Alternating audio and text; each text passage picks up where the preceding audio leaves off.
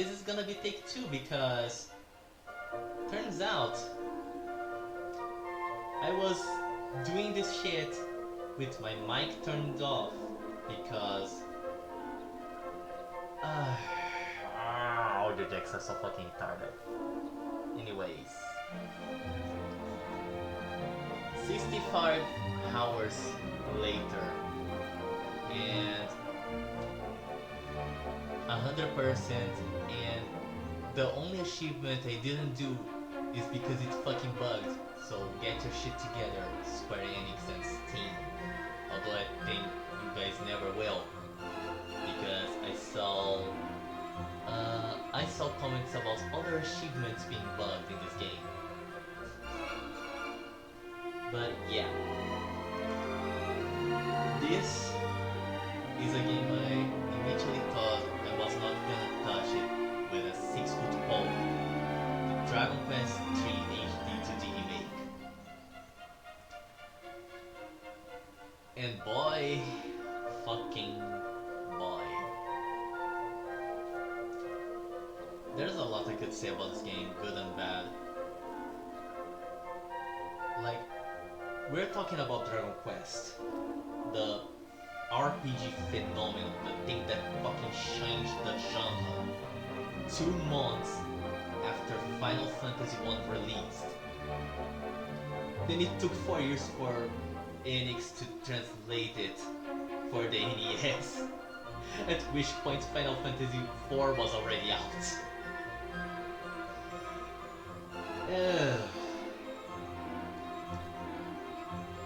Hell of a story. From there, several versions. Well, not exactly several, but there was the Super Famicom remake, released in the wake of Dragon Quest VI. There was the Game Boy Color version, which is a mix of the NES with the Super Famicom versions, but it did get an English release unlike the Super Famicom version. And then there was the mobile version based upon the Super Famicom version, and then released for Steam, and that one got released in English, but it got content cut. For example, the Bashif Wars. Oh man, I don't wanna do this. I don't wanna do the hint again. I got my screen just minutes ago because I went fucking flying on the rant. But I have to talk about this game.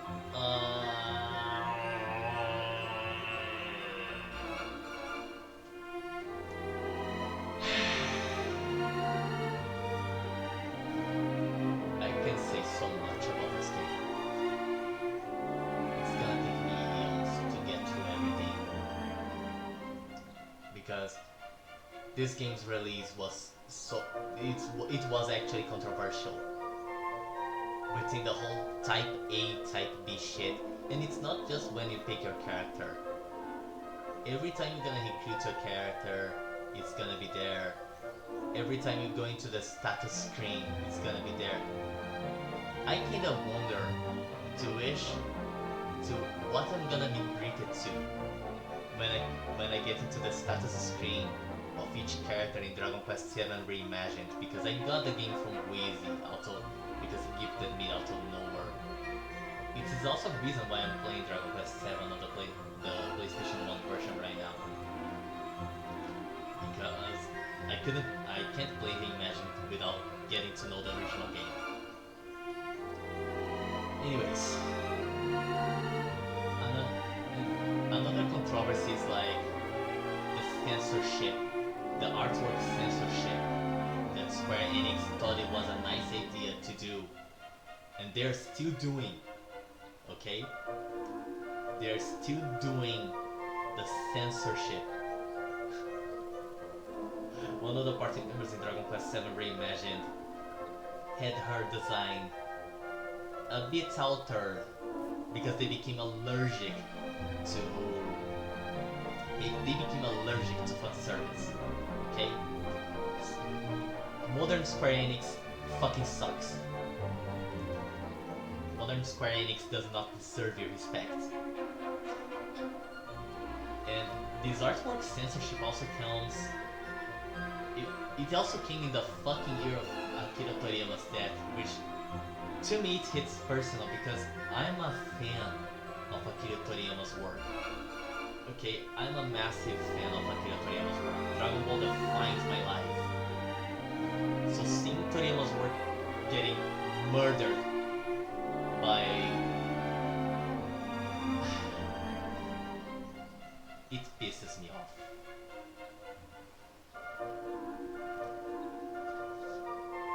And of course, localization.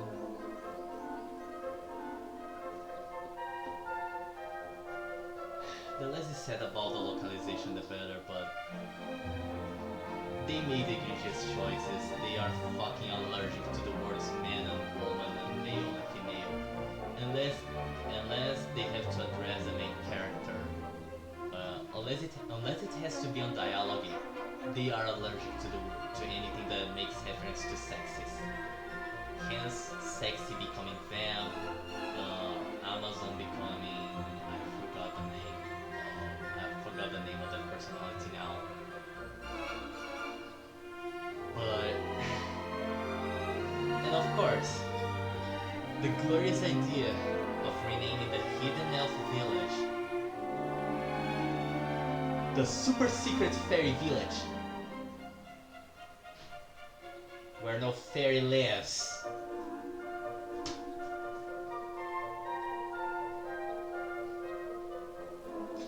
You do need fairies in this game,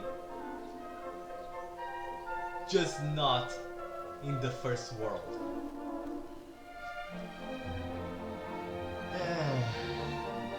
Okay.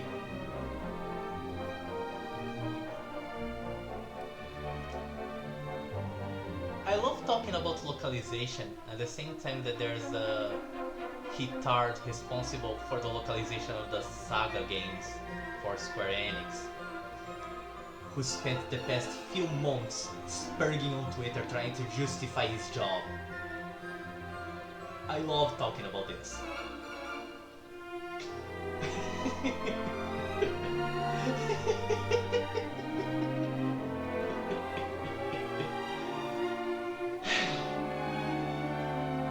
I think it's time I started talking about the game.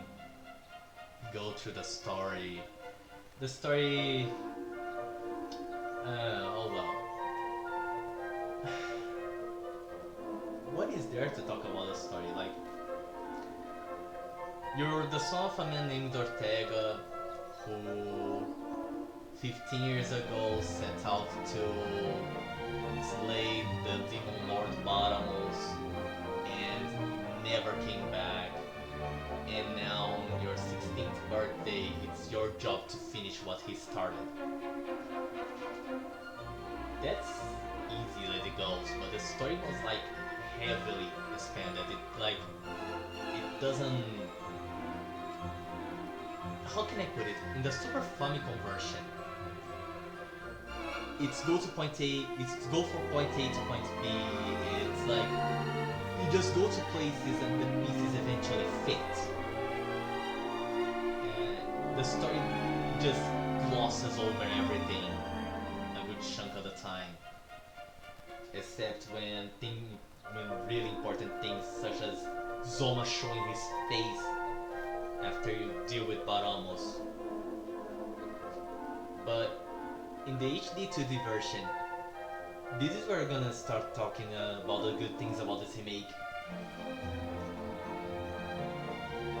The story goes out of its way to direct you. And here's the thing, it really directs you to, it's not linear. It's definitely, Dragon Quest III was definitely not made linear. Okay? Dragon Quest, but now it gives you reasons to visit those places. It's like, it actually tells you why you should go there. And there's also a heavy expansion on Ortega's story. Like, you get flashbacks from Ortega's journey as you learn about his life, as you learn about how things went for him, and it's awesome to see. Going back to the localization, the setting, how should I put it? When you travel across the first world, the world of light, a thing you're gonna notice is that the localizers decided to dive into the way Horii constructed Dragon Quest III's world. So you're gonna see NPCs and characters throwing around gratuitous words in the languages of the countries the cities are based on.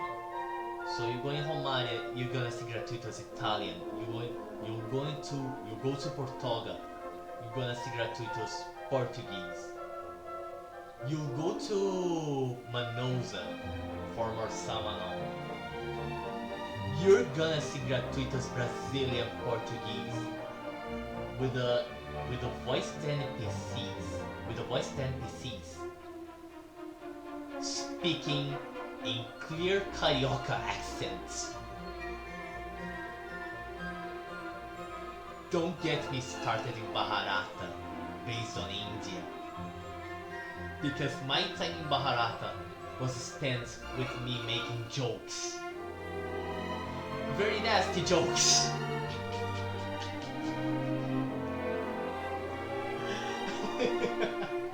But really, the localization, like, technically it wasn't necessary, but it does give a flavor that I think Yuji Horii was sort okay with, but then again, Yuji Horii was not happy with the ideas Square had for this game for the sake of DEI, hence that interview he did along with Torishima, aka Toriyama's once editor, where the two fucking lambasted Square Enix to the point Square Enix had to sweep the interview under the rug.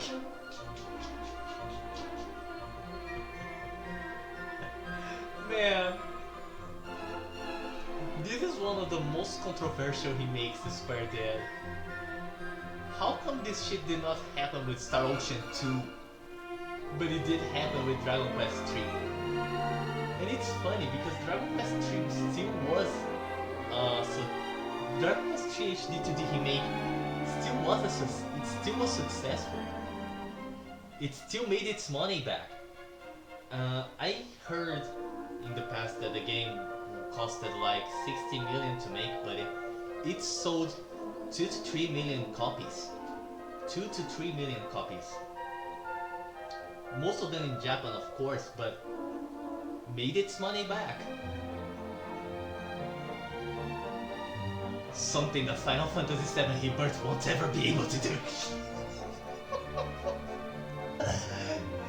Guys, I spent a good chunk of the 11 streams doing this game, lambasting Square, shitting on Square. Like, I was merciless, okay? I'm not gonna stop now. But back to the story in Dragon Quest 3 HD-2D. It does its job very well. It does the remake's job of expanding the story the way it should be done, and not like Resident Evil 2, 3, and 4, which basically he mixed shit, he moved content and then offered it as DLC.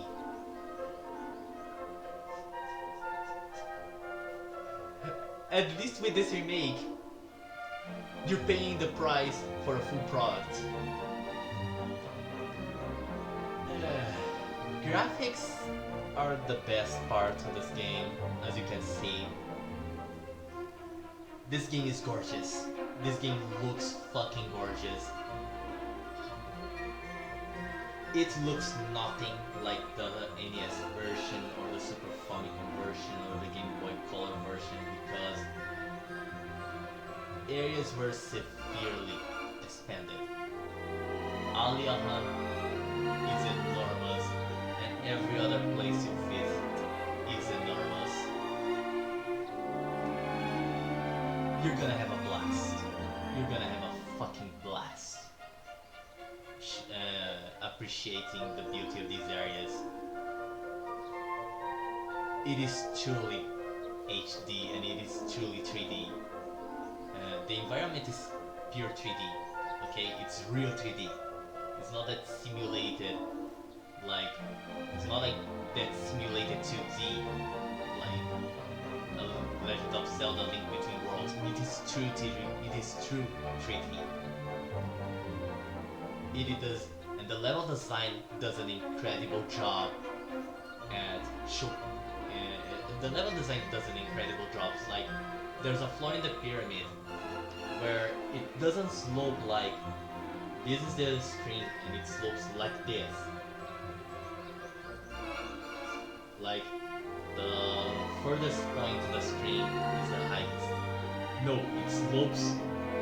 It slopes it slopes in the inverse.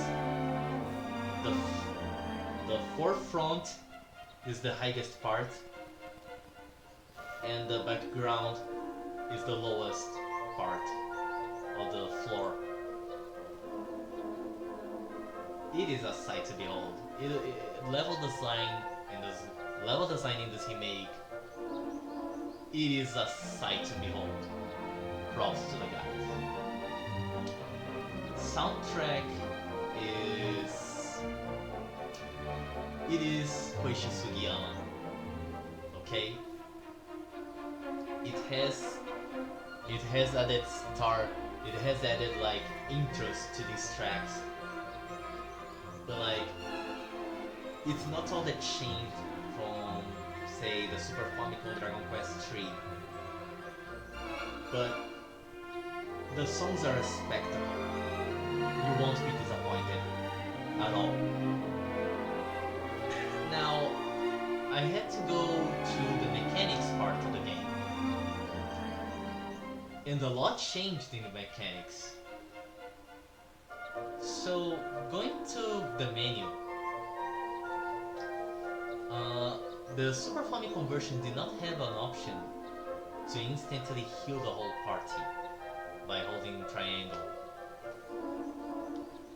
This comes from further Dragon Quest entries like 7 or 7 and such. 7 has this option in the menu, and just not like a quick shortcut button. And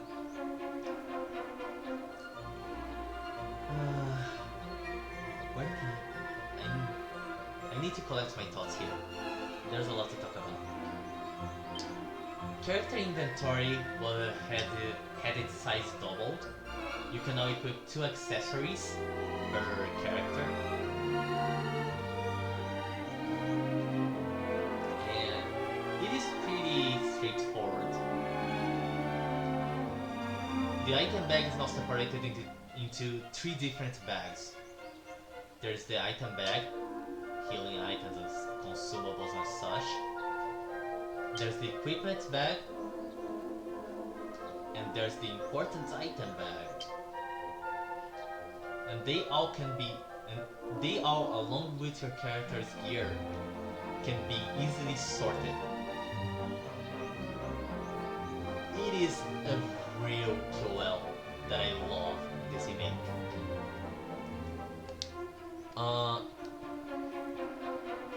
The recall function was improved. There's a lot of improvements when you go to the miscellaneous menu. Such as you can now set shortcut commands, for example, where you can set magic and abilities to use. I'm gonna explain more because there's another abilities are another change from the Super Famicom version. But when you set shortcuts by holding R1, you can easily access anything that you could use, from the menu, which is incredible. The map is now accessible from the square button. There's a map for cities.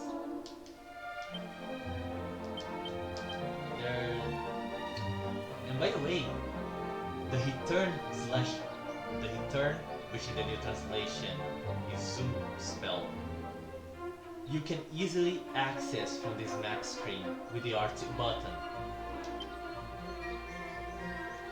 The zoom magic was severely expanded.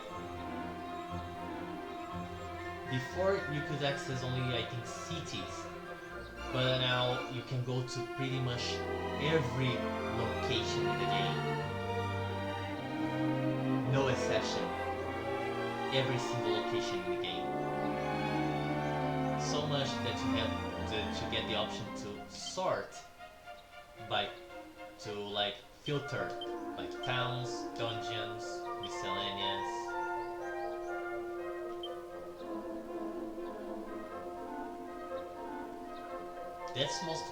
That's the most comprehensive fast travel I've seen in Dragon Quest VII. It was heavily expanded. And by the way, let's talk about the changes to the world map, because the world map was also changed. Like, the world map is the same, but it does really feel 3D, much like the inside areas. But what changed is that things were added to it that motivate you to truly explore the world map. The first thing is sparkly spots, which are spots with items scattered across the map, and you can get a real lot of shit in it by going through. Like, it really motivates you to explore, to comb the map over. You're gonna spend a lot of time combing the world map. This adds a lot of playtime to Dragon Quest III HD-2D. The other added thing is secret spots, which are places that are not marked in the map. There are mini areas. There are no enemies in there. There are basically items or monsters for you to tame. I'm gonna explain about them soon. And these things are across both world maps, both the World of Light and Alefgard. So there is a lot.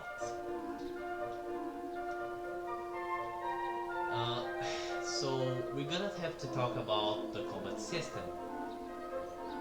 It is pretty much the same from Dragon Quest III, okay, same old, but a lot has changed. First of all, when you recruit characters, you can choose their appearance, you can choose their voice.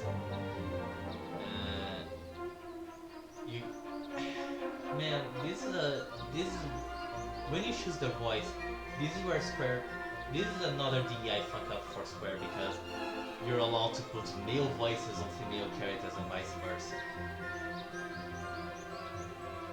I know some Twitter freaks who get way too excited about it. But that aside,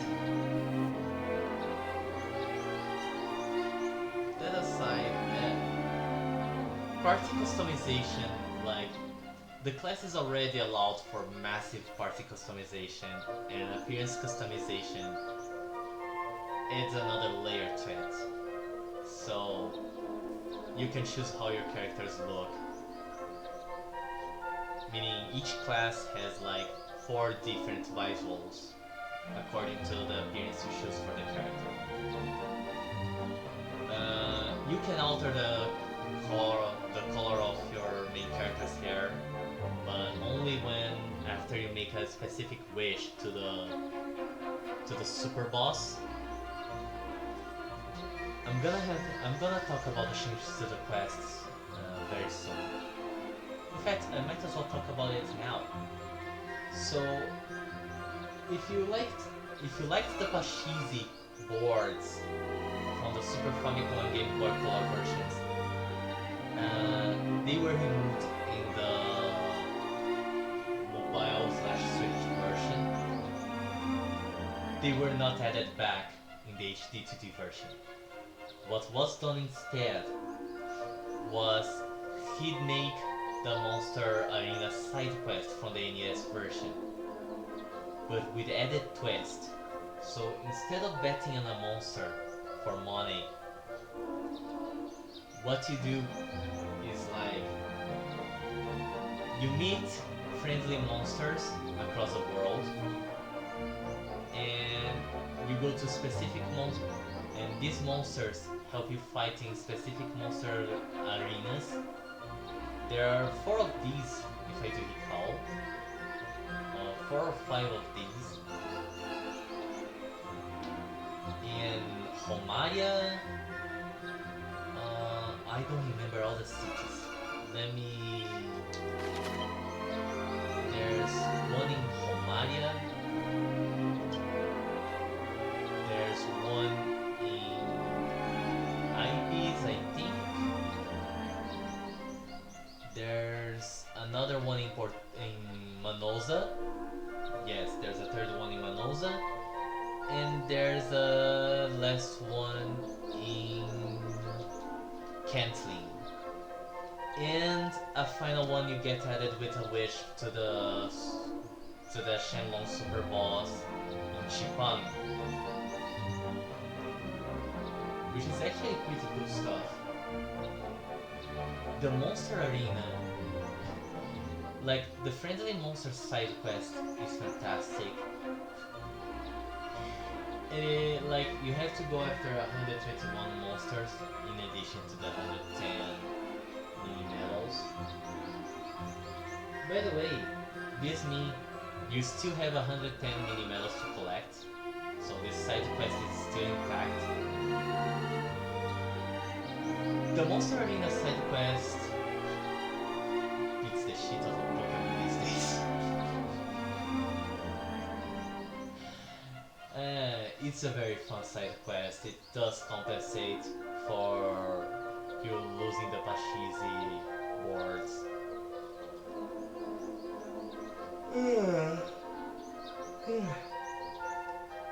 Wow, we're nearly 30 minutes here. My voice is starting to falter. There's content galore in this game. I feel like I'm missing stuff to talk about because, wow, this game is gigantic. So you're not gonna see the ice cave from the Game Boy Color version. Instead, the Temple of Trials was added. You have to wish for it on the Citadel Tower, bonus dungeon, which is still here from the Super Famicom version.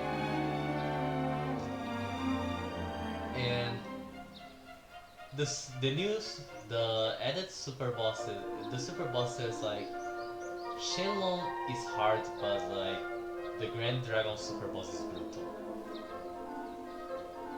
And there's so much to do in this game that your head's gonna spin a bit. But wow. So I need to give a grade to this game.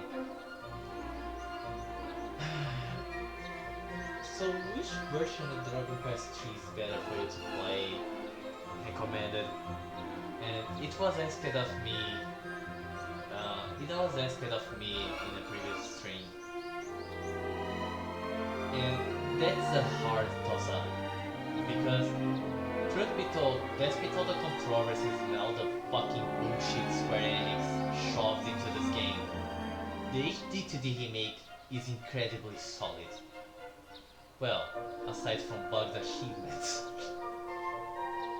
But it is pretty solid. And it is a hard toss-up between the Super Famicom version and this one.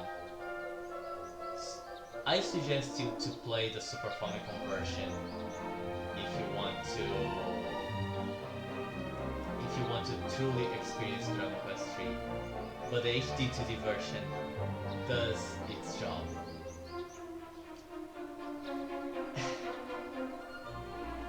And then, yeah. But I cannot, in sane conscience, give a high grade for this game. Like, I can't give a low rate either.